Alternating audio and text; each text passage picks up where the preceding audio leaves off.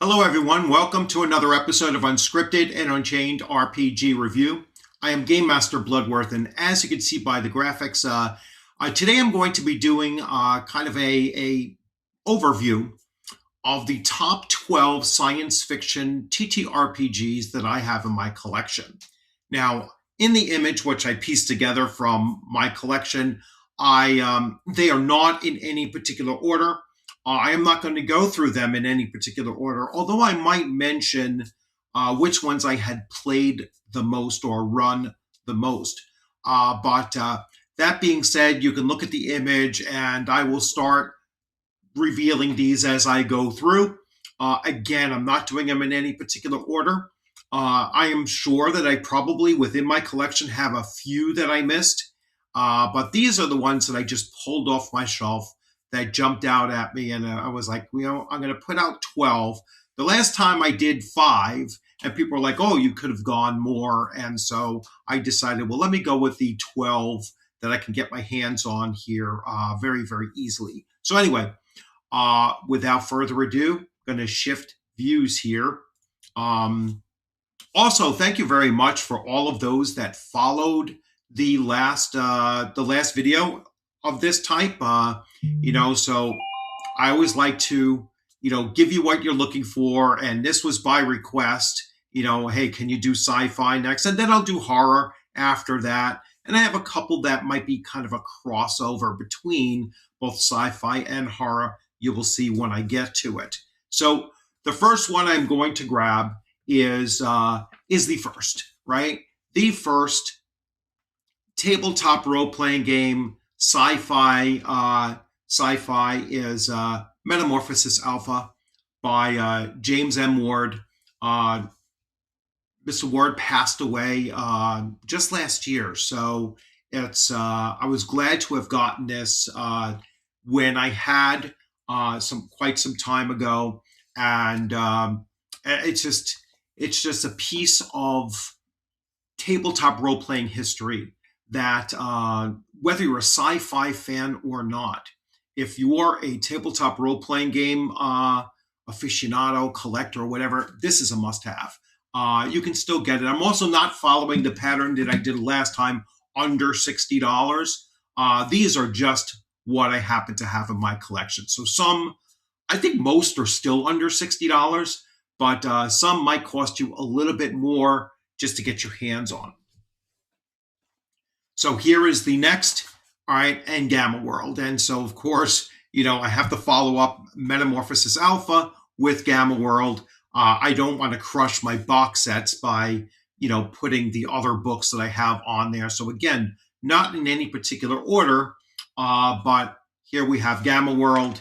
And opening it up, I have to make sure I don't dump my dice out because my box set here actually has its original dice. So I'm really, really happy about that. And of course, this here is primarily designed by James Ward, David James Ritchie, and Gary Jacquet. So again, James Ward. Let me put my original dice back in there again. Believe it or not, I got this box set for less than $60. So if I was going to stick to that, I'm still good. I'm still on that trend. Next up is Alpha Dawn. Now Gamma World I had played. All right. This I had played, run, and I've written adventures for this. Not for sale, but I've still written adventures for Star Frontiers. I have all 3 parts of this. So I have Alpha Dawn. I have the Nighthawks, which is the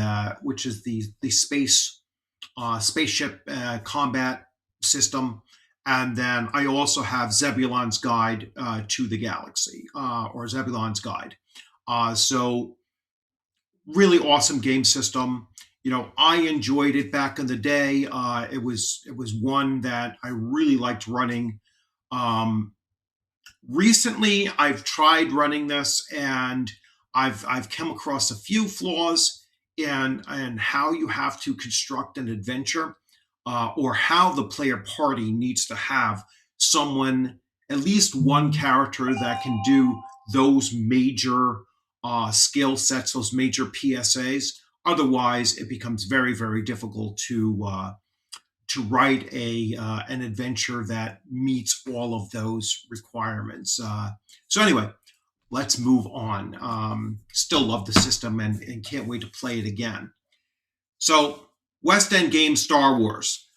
So this is an extremely popular game system. It is considered the best iteration of Star Wars in a tabletop role-playing game system. So this is still played. You can still get this. You can get this for fairly cheap. Again, under $60 for certain, and you can get the PDFs for free because the PDFs are out there. And when I say for free legally, all right. So yes, they were provided, on a website for free with the licensing and everything included. So certainly look out for that. See if you can get a copy of this. And I would get the originals because from what I understand, they might be changing them and upgrading them or whatever. Well, I shouldn't say upgrading them, altering them. So yeah, you don't want the modernized ones. You want the ones that are present. So Earth Dawn.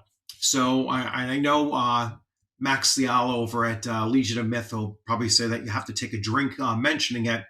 I got this and actually the 3 core books for this because of the enthusiasm that Legion of Myth, which is a YouTube channel as well, puts behind this. I have never played this, but it's a beautiful book. I mean, it's and again under $60 for sure.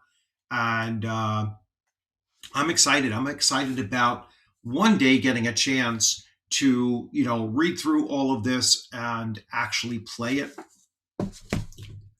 Next one up, again, these are not in any particular order. I have Star Trek FASA. Once again, another great example of a game system that still has a tremendous following to it. This one I think is probably more well balanced, that you get the full sense of the Star Trek universe in this system. That it kind of fell short with Modiphius's release, which I do have, and as a matter of fact, I didn't bring it up here on the table, but I do have that one, and I will mention it certainly. Next up is Mothership. So this is a banger. This is so popular in the convention space. People mentioning this, people praising this game system. This is one that you should get your hands on. Again, under $60 in this box set. It has everything you need to play it. And again, very, very popular. You will not have a hard time finding players for this. And it's a very simple system to play. It is that cross between sci-fi and horror. It's essentially Aliens, the movie, in this here. And you're going to want to get that. I guarantee. I cannot wait to have an opportunity to play this. Every convention that I go to, I am always looking in the time slots that I'm open to play games instead of just running them. I am always on the lookout for Mothership. And eventually, hopefully in 2026, I'll get a chance to play this. Next up is Traveler.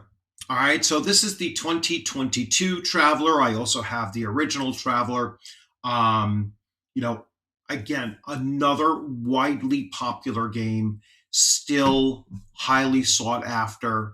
You can still find this being run at conventions, both the 2022 and even Traveler First or Second Edition, and so on. So Really awesome stuff, and I'm really happy to have both the original and and this here.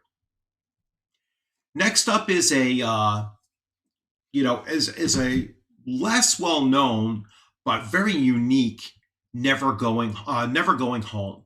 So this is a post apocalyptic set in the time frame of World War One. So that's what makes this really unique. Plus the game mechanics of this are very unique as well. So one that I do recommend that you take a look at if you get the opportunity to play this. It is a very like dark science fiction. Again, post apocalyptic and just incredible. I do have another post-apocalyptic. I do have other game systems that are not considered great game systems. So that's why I'm not bringing it out here. Plus, I didn't want to bring out 13, 14, 15 different ones to bring up. Here's the next: Survive This Zombies. So this was my introduction to bloat games. And what I really like about this, it's basically built on the Black Hack system. So it is a D&D, very D&D adjacent kind of a system, very easy to pick up. But what I really am impressed about bloat games and this is that every genre that they have superheroes, they have zombies, they have kids on bikes, they have so many different genres that they have, and every one of their genres are cross compatible. You can take characters on through everyone. So you can start your kids on bikes kind of exploration, and then they can become superheroes and then fight the zombie apocalypse. And it could be the same characters going all the way through. Really, really unique way that this system allows for seamless transition from one genre to the next. Highly recommend that. Definitely under $40, and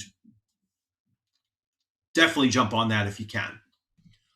Next one is Wretched Space. So this is from the Red Room, and I really do like both the layout of this, and I have not had a chance to run this yet or play this, but the system itself, I'm really impressed with this. The book itself is really well put together, well made, and reading through various aspects of this system, there's a lot of really unique things here. They are both Miguel and Sylvia are great writers. They know how to present a game system, and they know how to capture a genre. So I definitely do recommend that you get you get this or any of their other genres, because like I said, their writing is top notch. And I also like it because they are Portuguese, and so you get a kind of a different take on role playing that I think is unique to that perspective that they come with. So it's something very different than what you encounter with your typical American perspective of tabletop role playing games. It's just like I'm excited about Sword World to have that that Japanese perspective of role playing games as well. So it's a great crosscut,